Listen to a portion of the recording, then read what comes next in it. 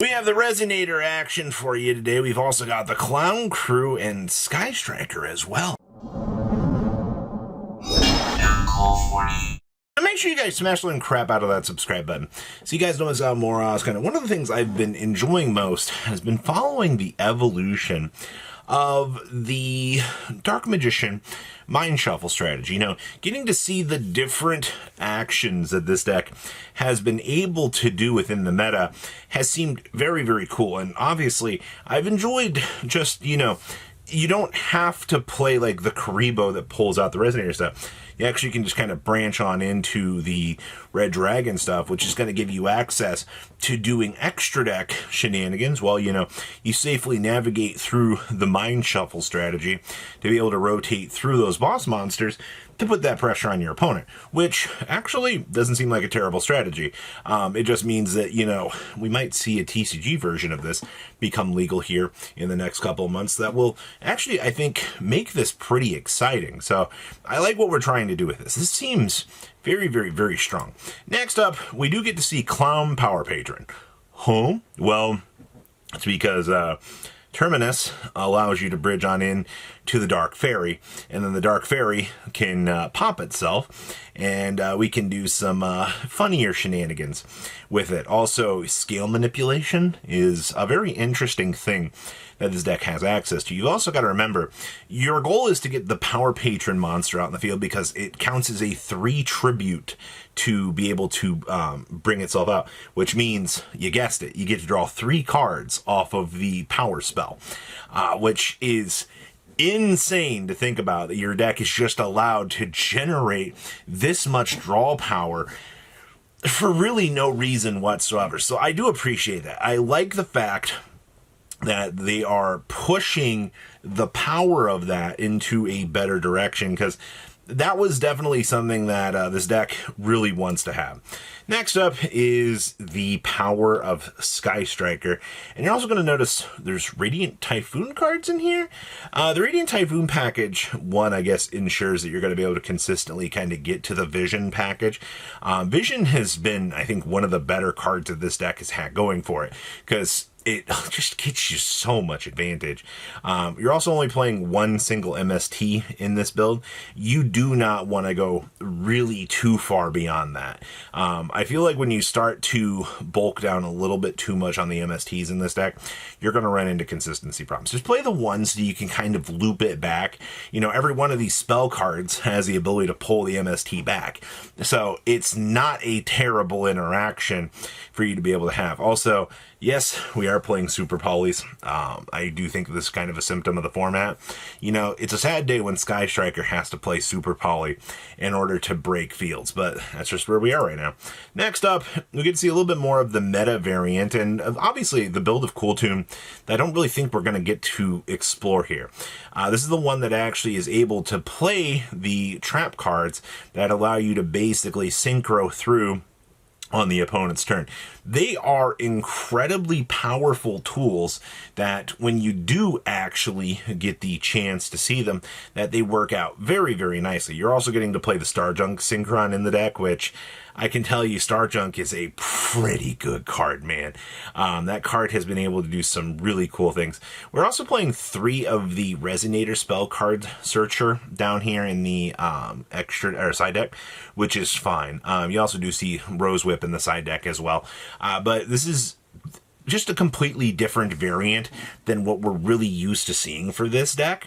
And you do want to see different builds, different exploration of the ideas kind of coming together for this. Next up, we get to see the dreaded branded pile. Now, you are going to notice the OCG still has access to the gimmick puppet.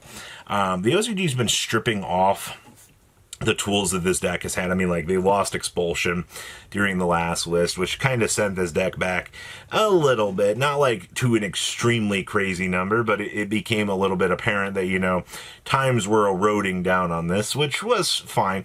You do see also the Archlord Christia coming into play. Having the Archlord just be a little locking mechanism that you can deploy on your opponent actually feels pretty good. I also see we are playing the Red Reboot. We are playing Dragon's Mind in the side deck.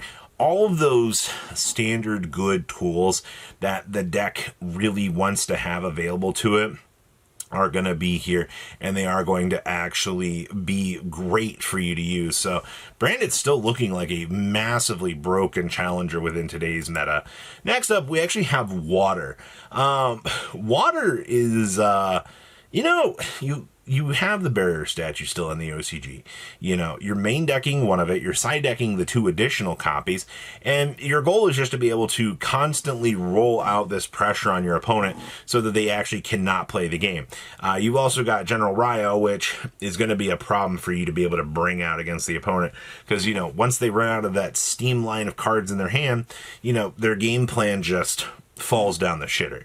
There's not really much that they can do about that. But that's one thing I do appreciate with this deck is, the genuine advantage that General Ryo just starts stealing away from the opponent is kind of crazy. But I mean, like, most decks are very combo heavy at the moment. So, when you start to take away those combo pieces that they need, it's going to start to go down the shitter very quickly. Also, Cradle Dragon still being a great piece for this deck.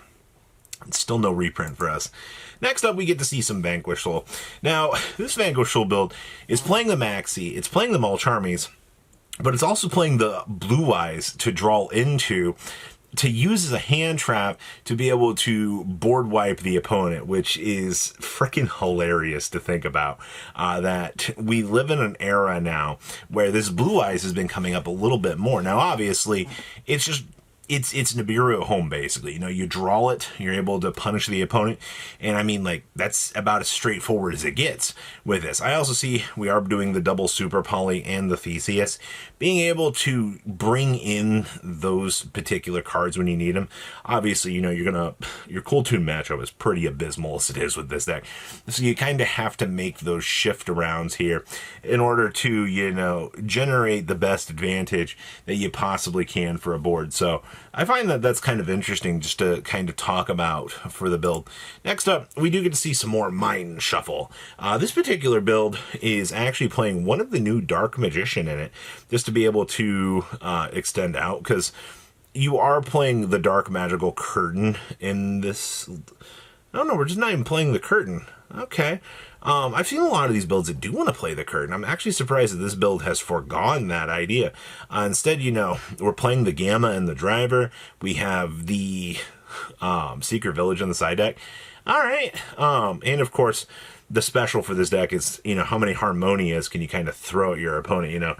How much advantage can you kind of generate off of this? It's also really cool to note with this list, though, that you do not have to play the Karibo and stuff to go into. Obviously, the Crimson Dragon, being able to bridge you on into your Resonator piece or being able to, get your search off of that's pretty crucial in some builds.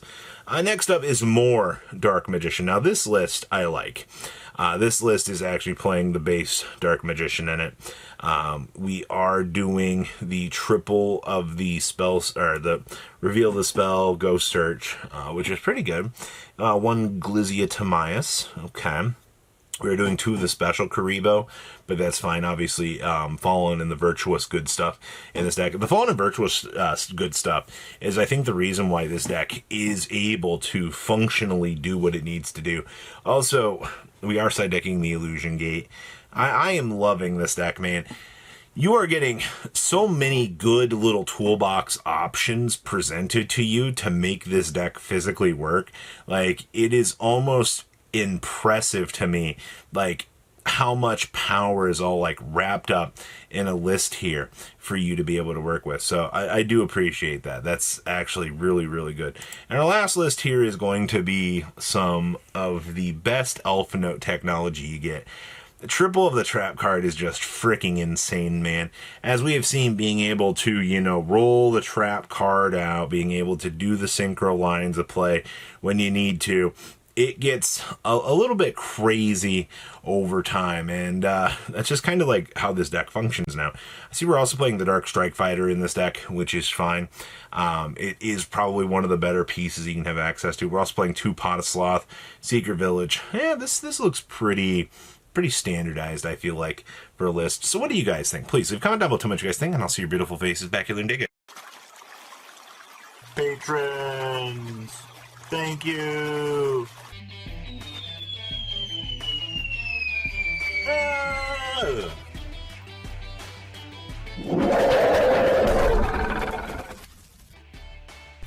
Thank you so much for watching. Check out these other videos.